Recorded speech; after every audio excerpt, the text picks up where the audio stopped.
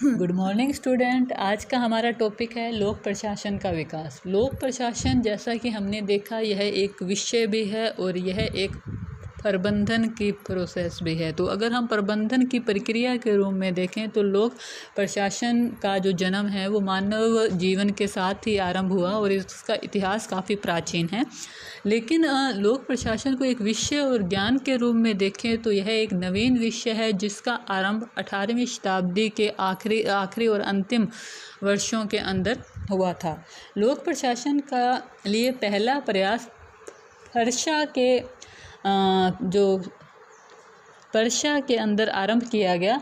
Persia के अंदर जो नवीन कर्मचारी थे, जो किसी भी सेवा के अंदर नवीन कार्य ग्रहण करते थे, उन्हें प्रोबेशनर कहा जाता था। तो उन प्रोबेशनरों को जो प्रशिक्षण दिया जाता था उसमें लोक प्रशासन को अपनाया गया। और इसको अगर विस्तार से देखें तो अमेरिका के पहले वित्त मंत्री अलेक्जेंडर हैमिल्टन ने लोक प्रशासन के अभिप्राय और क्षेत्र को स्पष्ट करने के लिए एक पुस्तक लिखी। उस पुस्तक का नाम है फेडरलिस्ट। 1812 के अंदर फ्रेंच लेखक चार्ल्स जीन बेनिन ने लोक प्रशासन के सिद्धांत नामक एक विषय पर अपनी पुस्तक लिखी। यह पुस्तक लोक प्रशासन की पहली पुस्तक है। अब लोक प्रशासन पे लिखी गई पहली पुस्तक है लोक प्रशासन के सिद्धांत, जो बेनिन के द्वारा लिखी गई थी 1812 के अंदर। बेनिन है वो फ्रांस के लेखक थे। फिर भी लोक प्रशासन का जो जन्म है वो अमेरिका के अंदर हुआ। अब ये आपके छोटा क्वेश्चन बन सकता है कि लोक प्रशासन का जन्म किस देश में हुआ। तो लोक प्रशासन का जन्म अमेरिका के अंदर हुआ और वुड्रो विल्सन को लोक प्रशासन का जनक माना जाता है। अब ये भी प्रश्न है कि लोक प्रशासन के जनक कौन है। तो लोक प्रशासन के जनक हैं वुड्रो विल्सन। लोक प्रशासन विषय का जन्म 1887 ईस्वी में माना जाता है। लोक प्रशासन के विकास को विद्वानों ने 5 चरणों में बांटा है। पहला चरण है 1887 से 1926, जिसका नाम है राजनीतिक प्रशासनिक द्वैतवाद। इस टाइम पीरियड के प्रमुख जो विचारक हैं वह है वुड्रो विल्सन, गुडनाव और एल.डी. वाइट। और इस काल के अंदर लिखी गई प्रसिद्ध रचनाएं हैं ए स्टडी ऑफ पब्लिक एडमिनिस्ट्रेशन, ये वुड्रो विल्सन की रचना है जो 1887 में लिखी गई। फिर है राजनीति और प्रशासन, ये गुडनाव की है। और ए स्टडी ऑफ पब्लिक एडमिनिस्ट्रेशन, यह एल.डी. वाइट की रचना है जो लोक प्रशासन की पहली पाठ्य पुस्तक मानी जाती है। दूसरा, ये पहला लोक प्रशासन के विकास का स्टेप है, इसके अंदर लोक प्रशासन को एक स्वतंत्र विषय के रूप में स्थापित करने का प्रयास किया गया। दूसरा चरण है लोक प्रशासन का, ये 1927 से 1937 में है। इसे प्रशासन के सिद्धांतों पर बल। जो दूसरा चरण है यह लोक प्रशासन के विकास का स्वर्णिम काल माना जाता है। इसमें लोक प्रशासन को मूल्यों से मुक्त कर विज्ञान बनाने का प्रयास किया गया। इसमें लोक प्रशासन से संबंधित विभिन्न नए सिद्धांतों का निर्माण हुआ।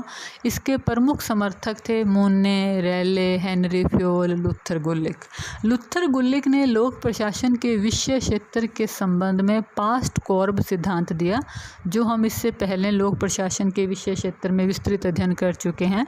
पास्ट कॉर्ब था वो 7 अक्षरों से मिलकर बना हुआ था, जिसमें प्लानिंग, स्टाफिंग, ऑर्गेनाइजेशन, बजटिंग वगैरह को शामिल किया गया था। इस काल के अंदर प्रमुख जो रचनाएं थी, a paper of the science of the public administration, यह गुलिक और उर्विक के द्वारा लिखा गया था। प्रिंसिपल ऑफ ऑर्गेनाइजेशन, यह मुन्ने और रेले का था। और प्रिंसिपल ऑफ पब्लिक एडमिनिस्ट्रेशन, यह 1927 विलोबी की रचना थी। तीसरा चरण है प्रशासन को चुनौतियाँ। जैसा कि हमने देखा कि लोक प्रशासन के विकास का दूसरा जो स्टेप था, दूसरा चरण था, उस चरण के अंदर लोक प्रशासन को विज्ञान बनाने का प्रयास किया गया और विज्ञान बनाने के चक्कर में उन्होंने लोक प्रशासन को बहुत ज़्यादा यांत्रिक बना दिया और जो उसी की आलोचना के परिणाम स्वरूप लोक प्रशासन का तीसरे चरण का विकास हुआ। तीसरे चरण में लोक प्रशासन में मूल्यों को भी वापस जोड़ा गया और मानव व्यवहार और संगठन के अध्ययन पर बल दिया गया और इसके विकास में सर्वाधिक योगदान हार्थन प्रयोग का रहा है और इसके प्रमुख विचारकों के अंदर हर्बर्ट साइमन है। हर्बर्ट साइमन ने लोक प्रशासन के सिद्धांतों की आलोचना की और आलोचना करते हुए उन्होंने लोक प्रशासन के सिद्धांतों को कहावतें तक कहा।